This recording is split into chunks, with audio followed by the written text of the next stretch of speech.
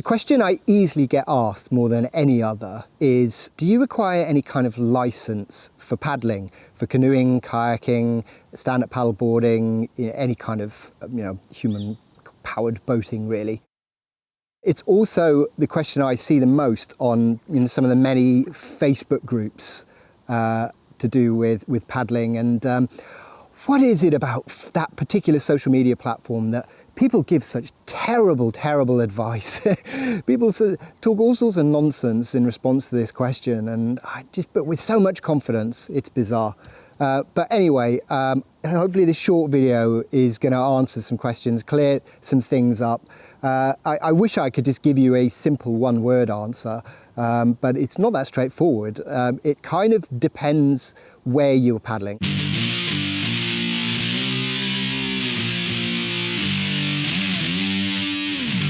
So I think the first thing to mention is that there's no sort of like driver's license equivalent. It's not a qualification that you need to get. You don't need to display any kind of level of skill to get a license.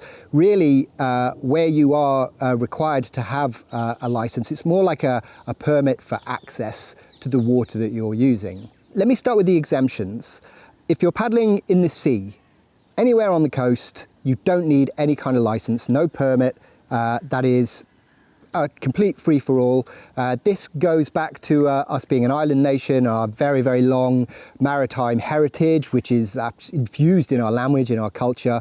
Britannia rules the waves, all of that stuff, it all goes back to that. So if, say, you live in Brighton and you just want to get a paddleboard or a kayak just to take out on the beach, and around the pier and stuff, you actually wouldn't need a license or a permit. Right, that's the sea. The other big exemption is Scotland.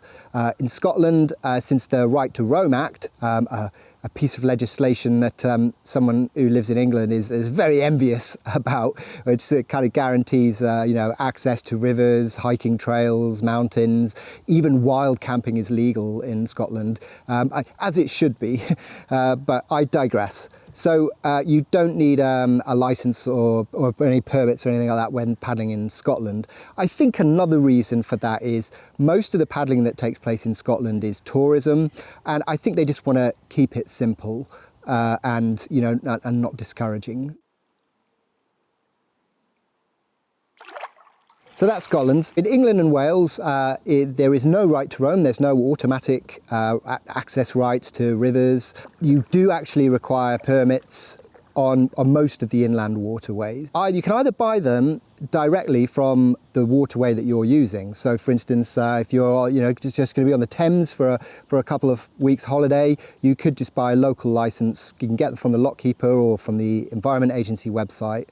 But if you're like me and you're a regular paddler, you want to paddle all year round, you want to travel all around the country, the easiest thing to do is get what's called an on-the-water license from the organisation British Canoeing. It's an annual license and it guarantees you access to over 4,500 kilometres of inland waterways. I keep my membership card on me here at all times. So if ever anyone wants to check that I'm licensed, which has happened in the past, I've just got it here lashed to me. You could also download a copy now just onto your phone and show people that if you need to. So it costs, at the time of making this film, about £47 a year.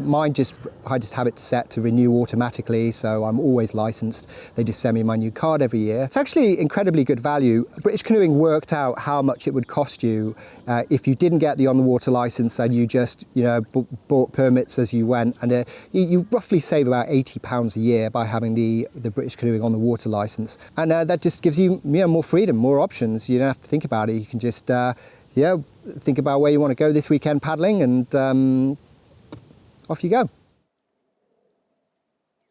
The money that you spend on these licenses, that goes a long way as well. These goes towards the maintenance of the rivers and canals, maintaining water levels, so it's not too shallow in the summer and too raging a torrent in the winter.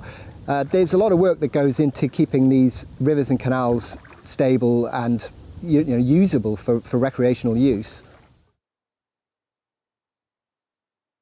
Now, Back to Facebook and some of the just ridiculous stuff that I read on there about these kind of issues. So some people seem to be very proud of the fact that they refuse to pay the licenses or the permits. I think it's some kind of nonsense about, they see it as a tax, which it's not. And I think maybe they think they're being subversive or sticking it to the government or whatever.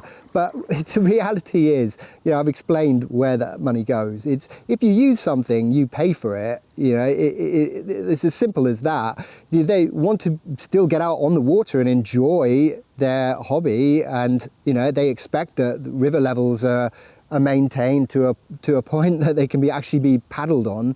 If you refuse to pay, you're just expecting other people to pay for you.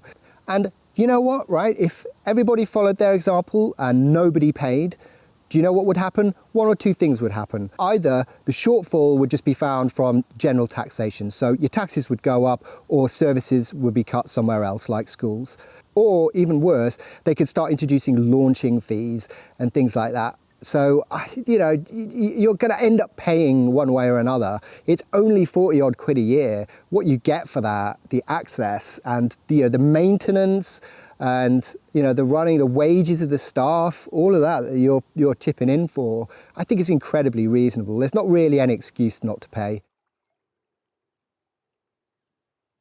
Another thing that seems to come up in conversation is, do people ever check? The answer is quite simply yes, they do. I've been checked a couple of times on the Thames. EA operatives have asked me, super friendly. They're there to sort of run a service and help people out.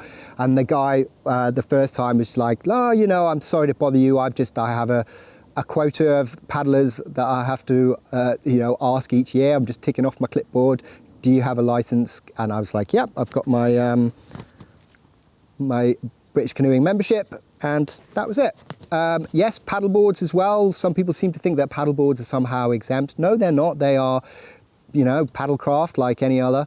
You're using the river or canal, the water levels need to be maintained, obstructions need to be cleared. Of course, you still have to chip in.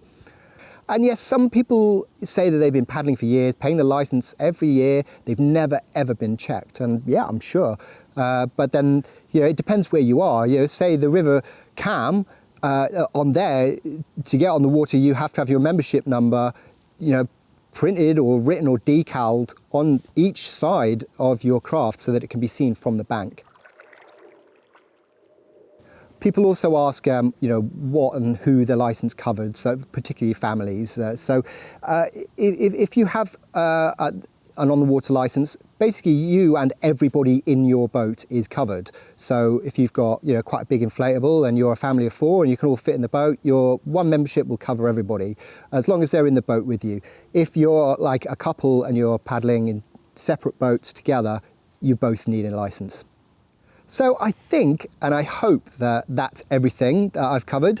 If I've forgotten something or if you still have any questions, then just drop us a comment and I'll respond. So thanks for watching. I hope this has been useful. If so, then please smash that like button and consider subscribing. Check out some of my other videos. And if you see me out and about on the water, then do say hi.